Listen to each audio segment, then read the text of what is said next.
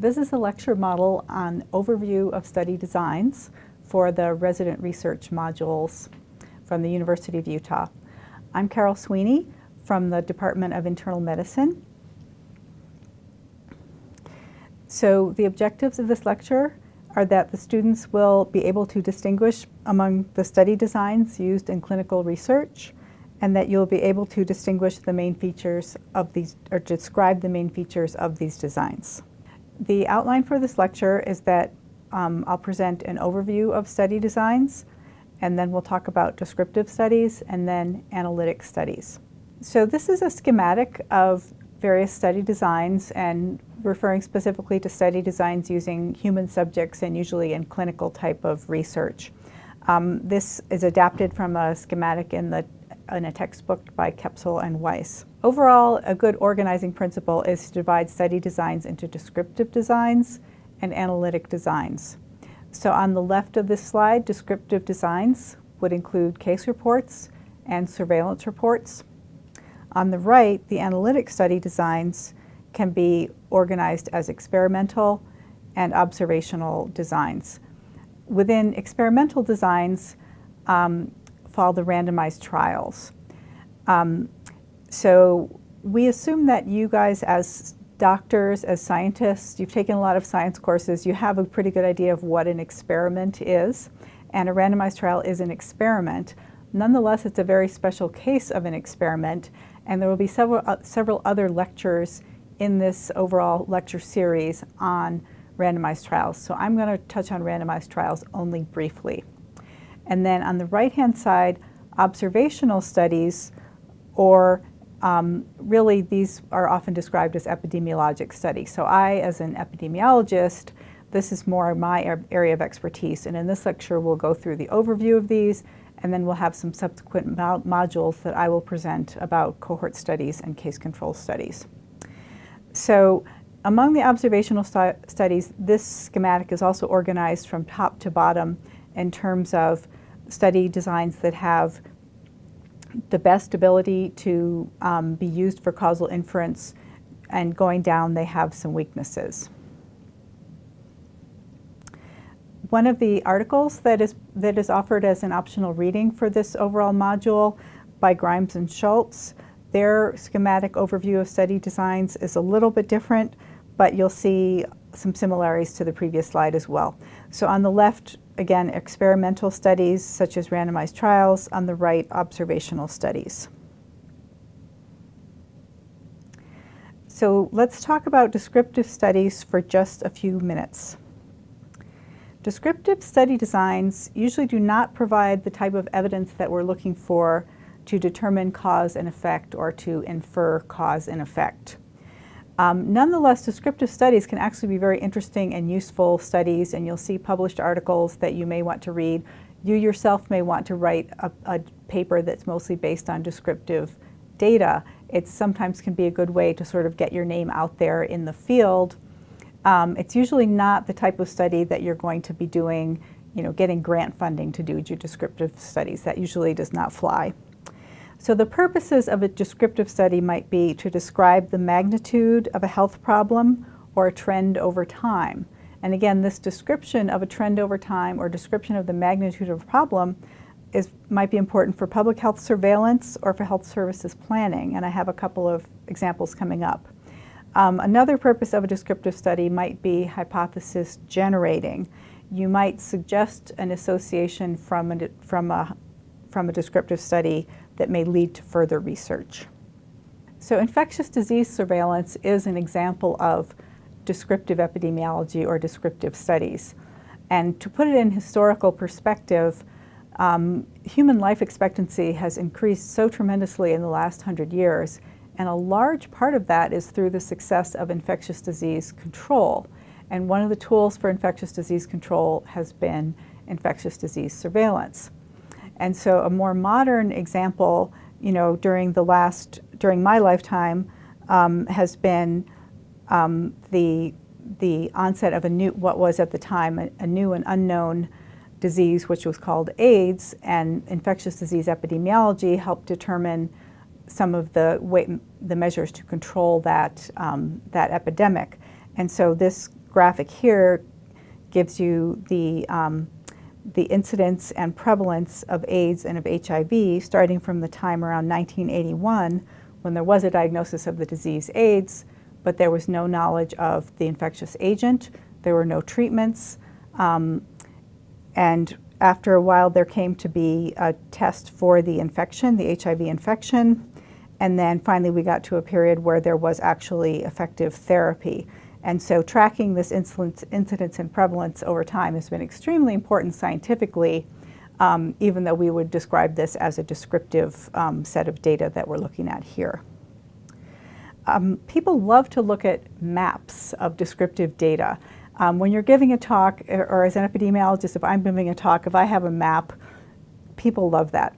But maps are really only descriptive data. You cannot infer cause and effect by looking at how things are distributed over space. So an example here might be cancer mortality rates, cancer mortality from melanoma. So if we look at this graphic and we see a lot of red, which represents the higher rates, and you see the southeast and the southwest both have very high melanoma death rates. And if you didn't know anything about melanoma epidemiology, you might still imagine from looking at this, aha, something about sunshine and hot weather and being outdoors might be related to melanoma because look at how it's distributed through the south. All right, but that's only descriptive epidemiology. Is that really cause and effect? It struck me looking at these data sets that the next slide, this is lung cancer mortality. If you look at the eastern United States, it looks almost the same as the melanoma mortality, red near the bottom at the south and becoming lighter colors in blue towards the north. So gee, is sunshine causing lung cancer mortality as well as melanoma mortality? So I just wanted to show this example to give an idea that descriptive epidemiology and looking at how things are distributed over space can be very interesting and intriguing, but it's really more hypothesis generating. It isn't really, we're not really able to conclude cause and effect from looking at this descriptive epidemiology. One more example that I found interesting is this is a paper that estimated the number of people with Alzheimer's disease in the United States in 2010 and projections through 2050. So they have actual data in 2010 in different age groups and how many are affected with Alzheimer's disease. And then they projected forward according to the expected population growth, which are with our increasing life expectancies. So this plot is actually a projection. The first set of data points in 2010 are descriptive epidemiology, and then they've projected from there, and this was in the journal Neurology, and so I'm sure part of the message here was this is the patient population that we're going to be looking at in the future. It's going to be growing. It's going to be increasingly elderly, and so Alzheimer's will grow to this expected extent. So again, another example of descriptive epidemiology, and we can see the value of this, but it's not at all a cause and effect study. So now we will transition to the analytic studies, which are the studies that are set up to attempt to determine cause and effect. So the goal might be to test a causal theory, such as is a given exposure the cause of a disease, or does a treatment cause a better outcome? Another goal might be to estimate a causal parameter, which would be a measure of the association between the treatment or exposure and disease. And there will be additional lecture segments about causal parameters or measures of association and what those measures are going to be. So just returning to the general outline of analytic study designs, let's talk about the features of a few of them. So a randomized control trial, a key feature is that the investigator assigns exposure or treatment status randomly to individuals, and then those individuals are followed over time to ascertain their outcomes. So this schematic, imagine time going from left to right. You have a source population. You determine who's in your population at risk. You exclude people who might not be appropriate for your study.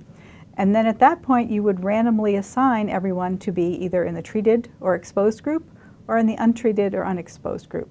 And from the time of their randomization, you would follow them through time to determine which subjects end up with the disease or outcome and which are not diseased at the end.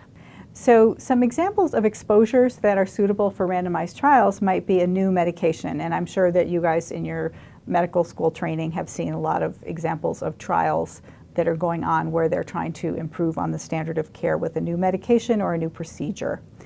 But also randomization is done for things that might be not in the clinical setting but in the community setting. Dietary modification or exercise programs might be examples of that. There might be randomization of screening programs or smoking cessation programs. So determining the efficacy of a lot of different interventions with human populations, randomized trials are considered the gold standard and the best quality of data. So again, the randomized trial gives you a solid foundation for causal inference and reduces or eliminates sources of bias if properly carried out. So what could be the problem with that? That all sounds wonderful, and again, you will have 2 more substantial lectures from one of the statisticians, Dr. Casper, who's an expert on randomized trial design. So you'll be learning more about randomized trials. But in terms of the overview of designs, why could there be a problem with doing a randomized design? Well, the fact is that there are many exposures that just can't be assigned randomly. It might be a feasibility issue. You can't assign people to have one genotype compared to another genotype. You can't assign people for what socioeconomic status they're going to be born with. You can't assign them to be normal weight versus overweight. So there's just a lot of issues that we're interested in terms of people's health, exposures that we really just cannot randomize to. There might be ethical constraints, such as if there's a treatment that has some already known harmful or known beneficial outcome, you might be interested in studying secondary outcomes, but it may be unethical to randomize people to the treatment. Non-compliance is another issue if participants switch over or drop out. And finally, randomized designs may be unwieldy to carry out. You need to actively enroll subjects, you need to follow them up, and you sometimes need a long time of follow-up. So that leads us to the observational study designs, which are another alternative. So the first one is the Cohort Study, and that is the study design that is most similar to a randomized trial. So the key features is that people are not randomly assigned.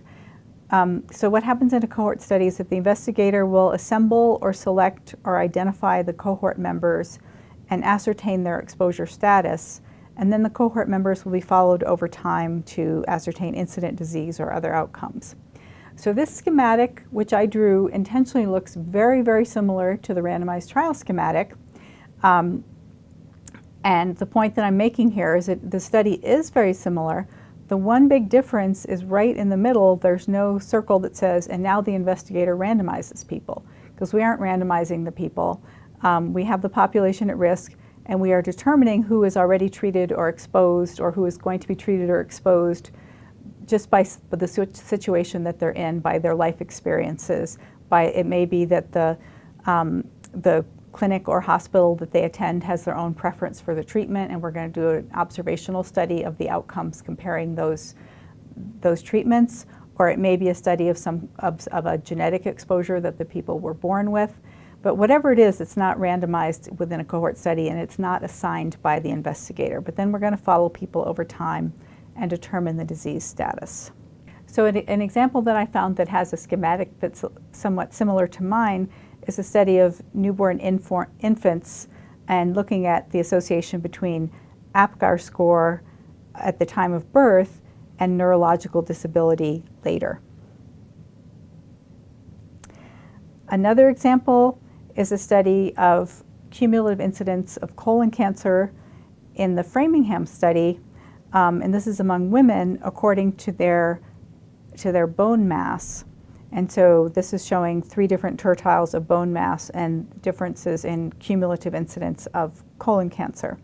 So again, you could not randomize children to have a better or worse APGAR score at birth.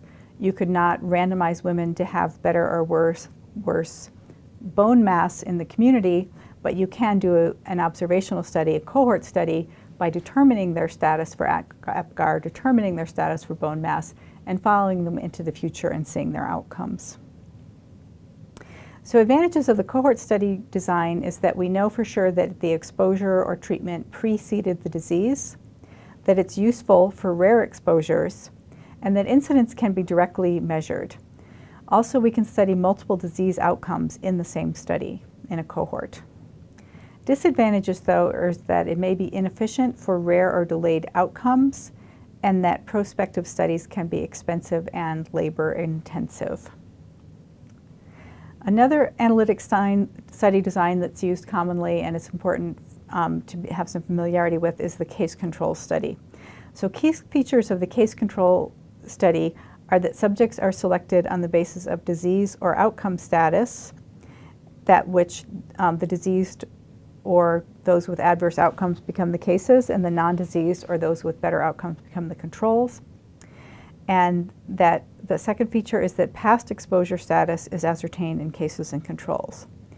So this schematic is in contrast to the ones that we saw before. So what the events happened in real time, this time kind of like from right to left. At some point in the past, your cases and controls had some exposure or treatment situation, and now in the present they are diseased, so they have moved essentially from right to left in real time, but the investigator doing the study is actually going the other way around. They are selecting people who are right now diseased or not diseased, and they are looking back at their previous exposure or unexposed status. So a case control design is used because it's efficient for rare diseases. It permits the study of multiple exposures as potential causes of the disease, and that it's usually quicker, easier, and less expensive than cohort designs. Problems with case control designs is that they are prone to certain types of bias and confounding, that exposure may be difficult to assess retrospectively, and that compared to randomized trials and cohort studies, we have less confidence that exposure preceded diseases. Another issue related to bias is that sampling the cases and controls can be tricky. So as a summary of this video segment, the overview of study designs, we've talked about the fact that descriptive studies are of interest for public health or health services or hypothesis generation, but usually not for determining cause and effect. We've discussed that analytic studies are needed to determine cause and effect, that randomized studies provide the best basis for causal inference, but may be impractical for some questions. Also, among the observational study designs, it's the cohort study that most closely resembles a randomized study.